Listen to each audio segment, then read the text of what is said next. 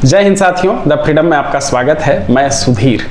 साथियों, देश में आम चुनाव की प्रक्रिया चल रही है और तमाम राजनीतिक दल या फिर गठबंधन अपना घोषणा पत्र जारी कर रहे हैं। वो बता रहे हैं कि वो क्या करेंगे जीतेंगे तो, वो क्या चाहते हैं, वो क्या करना चाहते हैं, क्या अब तक उन्होंने किया, आगे क्या करेंगे, किस तरह से करेंगे इसका उल्लेख तो बहुत कम है। लेकिन जनता को लुभाने के लिए, मतदाताओं को लुभाने के लिए, या फिर कहिए कि उन्हें अपना कार्यक्रम बताने के लिए जो एक तरीका है चुनाव प्रक्रिया में, घोषणा पत्र, उसके माध्यम से ये जनता को बता रहे हैं अपने बारे में। इस राजनीतिक चर्चा की वजह यह है कि क्रांतिकारियों ने भी अपने अपने दौर में, अलग अलग दौर में जो भी क्रांतिकारी पार्टी सक्रिय रही, तो उन्होंने भी घोषणा पत्र जारी किया था। और दिलचस्प ये है कि क्रांतिकारियों के घोषणा पत्र में उस दौर में भी जो उच्चतम मानवीय मूल्य हैं, वो सामाजिक स्तर से लेकर के, या कह लीजिए कि निजी व्यक्तिगत स्तर से लेकर के वैश्विक स्तर तक सब कुछ उन्होंने स्पष्ट करने की कोशिश की थी। एक और चीज इसमें देखेंगे कि कदम दर कदम, जैसे जैसे समय बीतता गया, क्रांतिकारियों का घोषणा पत्र और अधिक शानदार होकर के सामने आता है। उनके विचार और अधिक स्पष्ट तरीके से सामने आने लगते हैं। और उन सभी घोषणा पत्रों में धर्मनिरपेक्षता, विश्व बंधुत्व, समानता, समाजवाद जैसे उच्चतम लक्ष्य सामने नजर आने लगते हैं। हम लोग द फ्रीडम पर देखेंगे क्रांतिकारियों का घोषणा पत्र। चूंकि अलग अलग दौर में जो घोषणा पत्र रहा है वो एक ही वीडियो में डालने पर वीडियो बहुत लंबा हो जाएगा, तो एक एक घोषणा पत्र हम लोग एक एक वीडियो में देखेंगे। तो आज हम लोग सबसे पहले देखेंगे जिस क्रांतिकारी दल ने अपना घोषणा पत्र पहले जारी किया था, 1902 में अनुशीलन समिति, बंगाल का यह क्रांतिकारी दल था। हालांकि इससे पहले क्रांतिकारी घटनाएं देश में होने लगी थी, लेकिन पूरी तरह से राजनीतिक उद्देश्य के लिए, देश की आजादी के लिए बनाया गया जो क्रांतिकारी दल था वो अनुशीलन समिति को माना जाता है। इससे पहले जो कुछ भी क्रांतिकारी दल काम कर रहे थे उसमें उनका राजनीतिक या व्यापक उद्देश्य कम था और धार्मिक उद्देश्य पर वो अधिक केंद्रित थे। जैसे चापेकर बंधुओं की संस्था को लेते हैं। चापेकर बंधुओं ने जो संस्था बनाई थी उसका नाम था हिंदू धर्म अवरोध निवारण समिति, और इसी संस्था से जुड़े हुए थे चापेकर बंधु, जिन्होंने पुणे में रैंड की हत्या की थी, जो प्लेग फैला हुआ था। वो चापेकर बंधुओं पर वीडियो है, पहले से उसे देख लीजिएगा। ये दुनिया का दुर्लभतम एक मामला है कि 3 सगे भाई फांसी पर चढ़े थे। या फिर वहाबियों के विद्रोह को हम लोग देख सकते हैं। वो पूरी तरह से मुस्लिम संगठन था, उसमें सारे के सारे मुसलमान थे, तो उन्होंने भी अंग्रेजों से लड़ाई लड़ी थी। कई फांसी पर चढ़े, कई काले पानी की सजा भुगतने गए, लेकिन उनका भी सर्व इस्लामवाद चल रहा था कि सब जगह सिर्फ इस्लाम की स्थापना करनी है। इस तरह से उद्देश्य लेकर के चापेकर बंधुओं को का मुख्य उद्देश्य था कि हमें हिंदुत्व की स्थापना करनी है, सब जगह हिंदुत्व को जगाना है, इसको लेकर के। उसी तरह से इनका, या फिर गुरु राम सिंह का आंदोलन चला था कूका विद्रोह के नाम से, जिसे हम लोग जानते हैं। तो वो सिख धर्म के अनुयायी थे। उनके जो गुरु राम सिंह के जो अनुयायी भी थे वो सारे लगभग सिख ही थे, और इस तरह से उनका आंदोलन चल रहा था। अंग्रेजों से ये सभी लड़ रहे थे, वो चापेकर बंधु हों या फिर वहाबी हों या फिर कूका विद्रोह वाले लोग हों, लेकिन इनका विस्तृत राजनीतिक उद्देश्य नहीं था।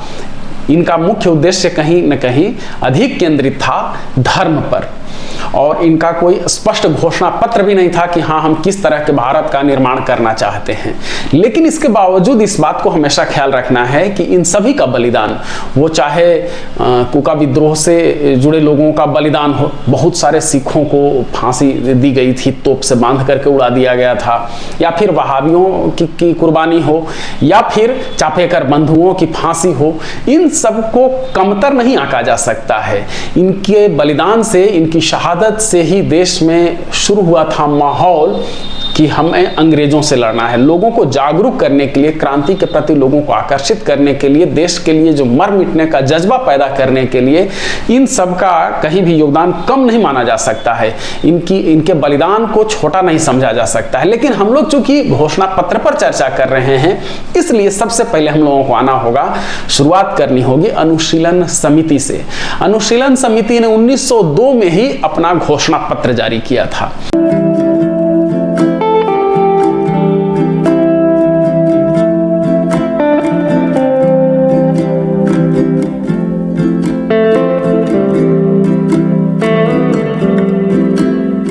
अनुशीलन समिति ने 1902 में ही अपना घोषणा पत्र जारी किया था। बहुत अधिक उसके बारे में विस्तृत विवरण नहीं मिलता, लेकिन उनके घोषणा पत्र का जो मुख्य हिस्सा है उसको हम लोग देखेंगे। एक और चीज मैं बता दे रहा हूं कि क्रांतिकारी दल का घोषणा पत्र लंबा चौड़ा तो काफी होता था, जिसमें सबसे अधिक हिस्सा होता था लोगों को लड़ने के लिए, वो उकसाते थे, अंग्रेजों के खिलाफ लड़ने के लिए प्रेरित करते थे। और उसमें ये बताते थे कि क्रांतिकारी दल से क्यों जुड़ना चाहिए, क्रांतिकारी क्या कर रहे हैं, कैसे हम क्या करना चाहते हैं, बाकी जो देश में लड़ाइयां चल रही हैं उनसे क्रांतिकारी दल कैसे अलग हैं, और हम किस तरह से देश को आजाद कराना चाहते हैं, हम कैसे बाकियों से बेहतर हैं, ये उन्हें बताने का उद्देश्य होता था घोषणा पत्र में। लेकिन उसके साथ ही उसमें एक हिस्सा यह भी होता था कि देश की आजादी के बाद हम कैसा भारत बनाना चाहते हैं। तो अनुशीलन समिति ने घोषणा पत्र में जो बताया था उसे देखिए। अनुशीलन समिति की कल्पना के समाज में अनपढ़ गरीब लोग नहीं होंगे, कायर दुष्ट लोग नहीं होंगे और अस्वस्थ लोग भी नहीं होंगे। ऐसे समाज के निर्माण के लिए सभी प्रकार की विषमताओं को समाप्त करना होगा। विषमता के बीच मानव की मानवता विकसित नहीं हो सकती। मानव समाज से धन की विषमता, सामाजिक विषमता, सांप्रदायिक विषमता और प्रादेशिक विषमता दूर कर सभी मनुष्यों में समानता लानी होगी। केवल राष्ट्रीय सरकार द्वारा ही ऐसा किया जाना संभव है। पराधीनता की दशा में अनुशीलन के स्वप्न के समाज की स्थापना संभव नहीं है। इसलिए अनुशीलन पराधीनता के विरुद्ध विद्रोह की घोषणा करती है। अनुशीलन भारत की पूर्ण स्वतंत्रता चाहती है। आप अनुशीलन के घोषणा पत्र से यह समझ सकते हैं कि उस दौर में अनुशीलन समिति 1902 की बात है, उस समय कहा कि आर्थिक, सामाजिक, सांप्रदायिक, प्रादेशिक विषमता, हर तरह की विषमता को हम लोग दूर करेंगे। एक ऐसा समाज बनाएंगे जहां कोई बीमार नहीं होगा, जहां कोई गरीब नहीं होगा, जहां कोई रोगी नहीं होगा। मतलब सबके स्वास्थ्य के लिए, शिक्षा के लिए, विकास के लिए काम किया जाएगा। और साथ में यह भी अनुशीलन समिति के घोषणा पत्र में है कि अंग्रेजों के रहते ऐसा संभव नहीं है, इसलिए अनुशीलन समिति पूर्ण स्वतंत्रता चाहती है। ध्यान रखिएगा कि क्रांतिकारियों ने 1902 में ही पूर्ण स्वतंत्रता की बात शुरू कर दी थी, और हर क्रांतिकारी दल का यह कॉमन बात है कि उन्होंने पूर्ण स्वतंत्रता चाही।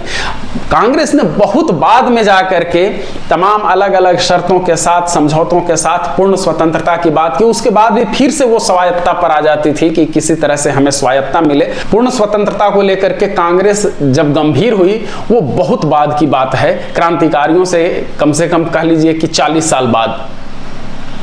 तो क्रांतिकारी पूर्ण स्वतंत्रता की बात कर रहे थे।